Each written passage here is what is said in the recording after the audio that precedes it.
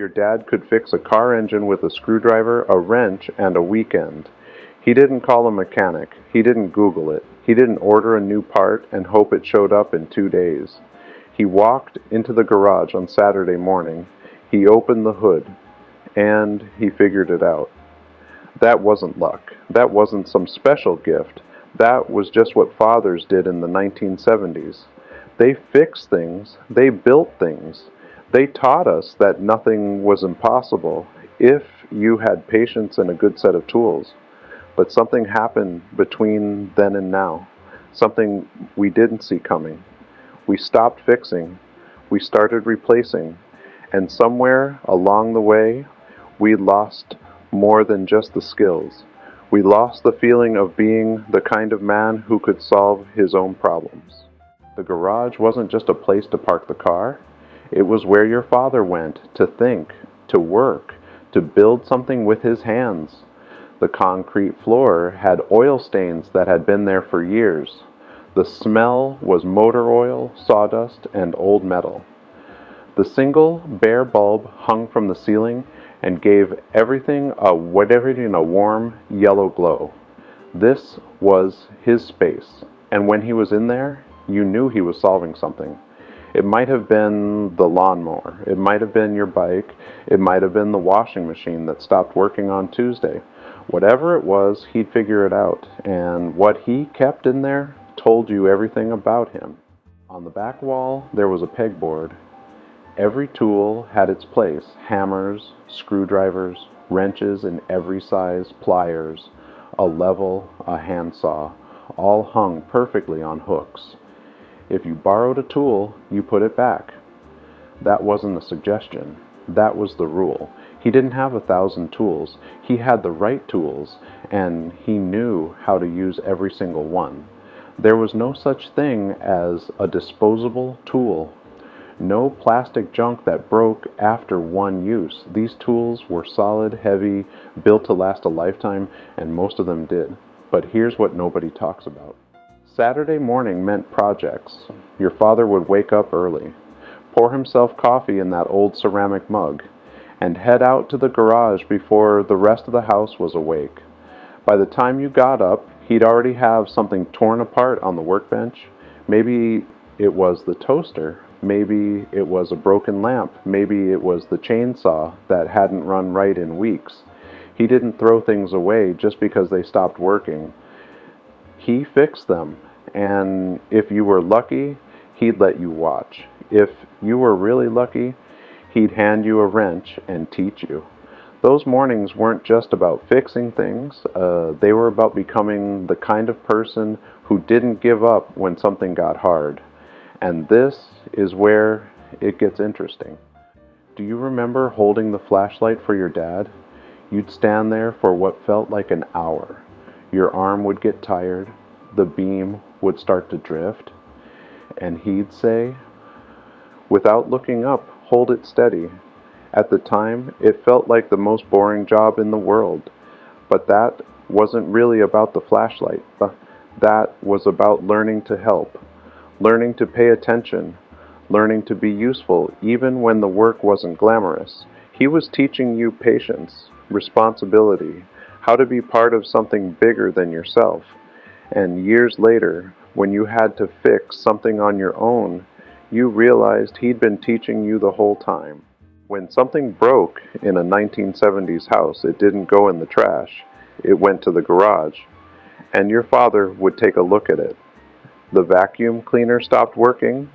He'd take it apart, find the clog, put it back together. The screen door came off the hinge. He'd pull out the drill and fix it that afternoon. The bike chain fell off. He'd show you how to put it back on.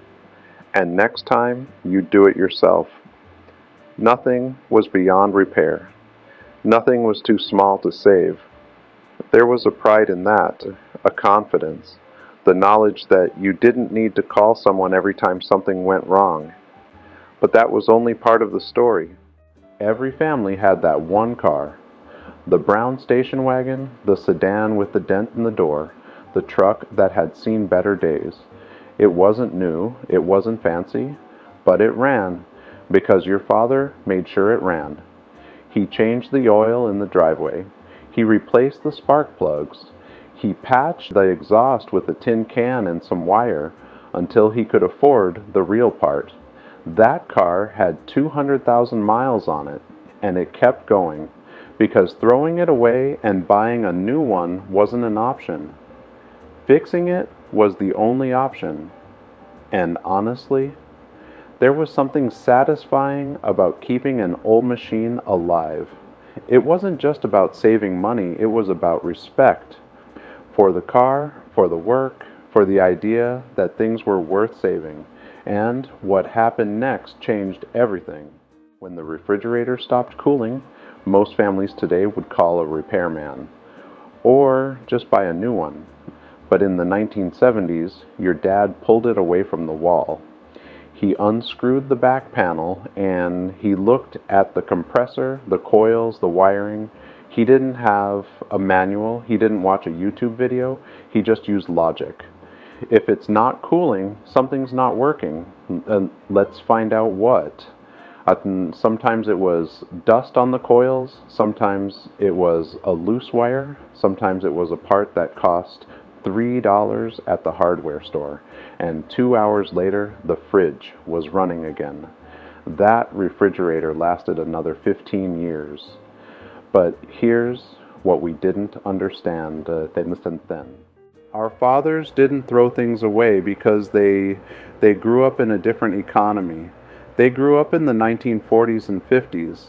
They saw their parents stretch every dollar. They learned that waste was a sin. If something could be fixed, you fixed it. If it couldn't be fixed, you saved the parts. That coffee can full of screws in the garage, that wasn't junk. That was the hardware store. That pile of wood in the corner, that was the next project. They didn't hoard, they prepared, because they knew that things cost money, and money was earned with time, and time was the one thing you couldn't get back. So they fixed the toaster, they patched the roof, they kept the car running. Not because they were cheap, because they were smart. And this is where the story takes a turn. Fixing things required patience. You couldn't rush it. You couldn't force it. You had to slow down and think. Your father would sit there with a broken radio on the workbench. He'd test the tubes, check the wiring, turn it over and look at every part. Sometimes it took him all weekend. But he didn't quit. He didn't get frustrated and throw it across the room. He just kept going, one step at a time, until he figured it out. And when it finally worked, there was this quiet satisfaction on his face. Not pride, not celebration, just the calm knowledge that he'd solved the problem. That patience is rare now. We expect everything to work instantly, and when it doesn't, we replace it. But that wasn't the real reason. Things started to change in the 1980s and 90s. Companies realized they could make more money if things didn't last as long. Planned obsolescence, cheaper materials, designs that couldn't be opened or fixed. Suddenly, it was easier to throw things away than to repair them, and the skills our fathers had, they stopped being necessary. You couldn't fix a microwave anymore. It was sealed shut. You couldn't repair a phone. It was glued together. The whole system shifted, and we shifted with it. We became consumers instead of fixers, buyers instead of builders, and nobody saw this coming. When we stopped fixing things, we lost more than the skills. We lost the confidence that comes from solving your own problems. We lost the patience to sit with something until you figure it out. We lost the bond between father and son in the garage on a Saturday morning. We lost the pride of keeping something alive long after everyone said it was done. And we lost the feeling of being capable, of being the kind of man who doesn't need to call someone every time something breaks. Our fathers weren't superheroes. They were just men who refused to be helpless. But here's the truth. Those lessons didn't die. They're still in us. in the way we approach problems, in the way we teach our own kids. You don't need to be a mechanic to learn patience. You don't need a garage full of tools to figure things out.